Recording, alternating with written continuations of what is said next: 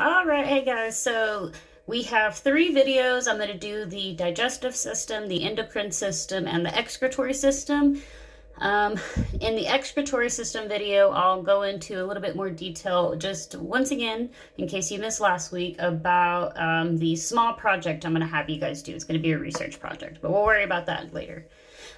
So for the digestive system, one thing I do want you to know is that on Friday, okay, this Friday, April, oh my God, what day is that going to be? Okay, well, today's the 6th, okay? So anyways, on Friday, I'm going to do a Facebook Live because, not from my personal account, but from the school's account. So if you have, again, you or your parents, if you have a Facebook account, go to that page and I'm going to do a lab over the digestive system. And it's about getting cereal, and I'm going to mash it all up with a whole bunch of water and put it in a plastic bag, and then I'm going to use a magnet, and I'm going to try to pull all the iron out of there. So it's just going to be kind of representative about how when we eat things, again, it's not just one single item, it's a mixture, again, of all these basic elements. So again, if you are interested, that will be Friday. I'm going to do it from the school's Facebook account, okay? But again, the digestive system is actually pretty easy. It basically breaks down your food. And we have talked about this before when we were talking about chemical changes. So you remember the instant you put food in your mouth, automatically a chemical change starts to take place because you have an enzyme, okay, on your tongue, in your saliva, and it's called amylase. And all that does is break down your food, which is really great for us because it basically means if we are really bad at chewing, this chemical will basically help us out and it breaks down our food, which is why, again, even if you sit there and you leave, a chip inside of your mouth, it'll become soggy pretty much instantly, okay? And it's not just from the saliva. Again, it's that enzyme amylase literally breaking down your food, okay? But again, it's a good thing. And so again, you swallow, goes down your esophagus. And again, I know we've talked about this in class too, but again, you have an involuntary muscle, okay? So again, your esophagus, that's one organ, but you also have muscles that are on the outside of your esophagus, okay? And those are involuntary muscles, okay? Otherwise known as smooth muscles, okay? And those muscles, along with your esophagus, physically push the food down your body. Again, sometimes if you ever get something stuck in your throat, that's why whenever you do the Heimlich maneuver, you are putting pressure, again, underneath their stomach, essentially, and their diaphragm, so that way all of the air and, again, all that force because you would be behind them, squeezing them as tight as you could, you would force, again, whatever is lodged in their throat out. But it's a difficult thing to do because our bodies are, again, trained after all these years to push food down. But again, you do have involuntary muscles that help your food get all the way down into your stomach.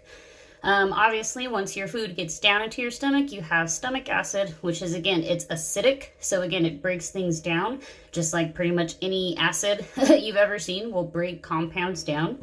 And again, we don't just break it down into waste, okay? We are taking the chemicals out of those foods and our body is distributing them to other places. So again, after you maybe work out or exercise, you might be really sore because, again, you depleted those resources. You depleted some of what your body had stored up. And again, you've depleted those resources. So again, you have to refill them, which is why it's important for you guys, especially at this age, to eat healthy. It's not wrong to have, Takis and hot fries and Dr. Pepper and stuff like that. But on top of all those things, you should be drinking, a bottle of water a day and a vegetable on occasion, a fruit on occasion, because your body still needs, again, basic nutrients to get by. And that's not in a lot of processed food. Processed food is basically anything that comes in a plastic bag.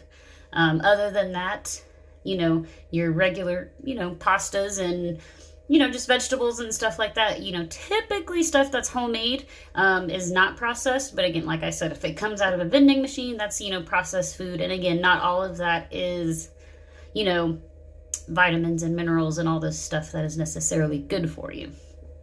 But again, in our digestive system, we have chemical and physical changes taking place. Right now, okay, because I am eating chips as we speak. Okay, I have this chip. So again, the second I actually start to break this down, it's a physical change, okay? I'm breaking this potato chip down. I'm not necessarily going to be able to just put it back together. But the further it goes down my digestive system, okay, it's going to start to remove things, which is why whenever you eat a lot of sugar, you feel hyper. You have all this excess sugar in your system that you don't need right now. And so again, you start to feel antsy and your body feels like, again, you need to get up and move or run around because again, you have all this stuff in your system that's really not supposed to be there. And this is true pretty much for, I mean, again, any food that you can think of that's out there. So again, it is important to, again, eat somewhat healthy. I mean, we are human after all. So of course, you know, you are going to want something like a chocolate cake every now and again. That sounds more appetizing than like an apple per se.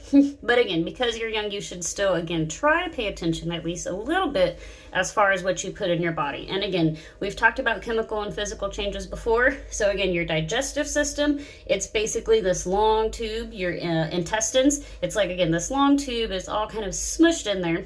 But again, that is physically pushing the food all the way out of your body. The important thing that I want you to know as far as the digestive system is concerned, okay? All it does is break down food, okay? So whenever we talk about going to the bathroom, that's the excretory system. That is not the digestive system. Do not think that that function goes with the digestive system. I can see how, you know what I mean? We've already talked about how a lot of these systems depend on one another, are similar to one another, and again, just kind of rely on them, you know, each other to work properly in order for just one system to work properly. So again, the digestive system just breaks down food. Your excretory system, again, that's what's responsible for actually having that food and that water leave your body. Okay, so just make sure you understand those distinctions with those two systems, okay? More videos coming soon.